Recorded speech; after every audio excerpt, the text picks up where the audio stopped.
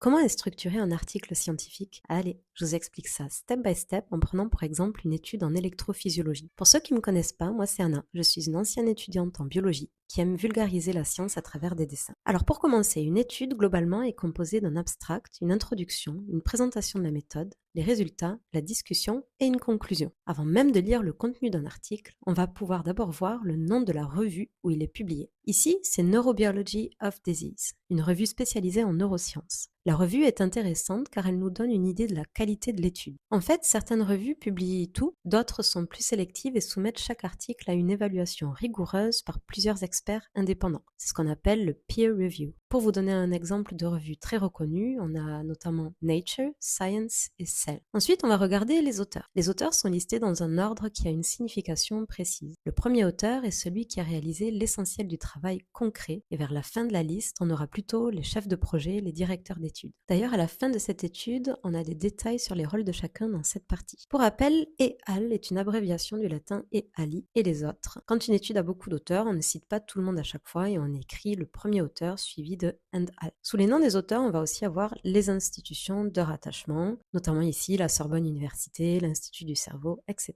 On va avoir aussi une partie sur les mots-clés qui va permettre à l'article d'être indexé dans les bases de données scientifiques. La première grande partie, c'est l'abstract. C'est un résumé de toute l'étude en 150 à 300 mots. Il contient des infos sur toutes les parties que je vous ai citées plus haut, comme le contexte, la méthode, les résultats, mais tout ça en hyper synthétisé. Après, on va vraiment commencer la lecture de l'étude avec l'introduction. L'introduction a 3 fonctions précises. Poser le contexte, ce qu'on sait déjà, identifier le manque dans la littérature et annoncer la question de recherche ou l'hypothèse. Dans cette étude précisément, le contexte, c'est que lors d'une privation d'oxygène, il y a un phénomène qui se produit dans le cerveau qu'on appelle dépolarisation anoxique. Le gap, donc le manque de connaissances, c'est que personne n'avait bien documenté comment ça s'organise couche par couche dans le cortex en conditions in vivo. Ensuite, on va voir la méthode. C'est la partie la plus technique de l'étude. Elle écrit le design, la population, les mesures et les analyses statistiques. Elle doit être suffisamment détaillée pour que quelqu'un puisse reproduire l'expérience exactement de la même façon. Après, on va voir les résultats. Dans la partie des résultats, les auteurs présentent uniquement les faits observés lors des expériences, sans interprétation. C'est ici qu'on va voir les données, les chiffres, les tableaux et les graphiques. Petite info, c'est dans les résultats que vous trouvez ce qu'on appelle la valeur de P, la probabilité que le résultat observé soit dû au hasard. On en reparlera dans une autre vidéo. Ensuite, on va voir la discussion. Ici, les chercheurs interprètent leurs résultats,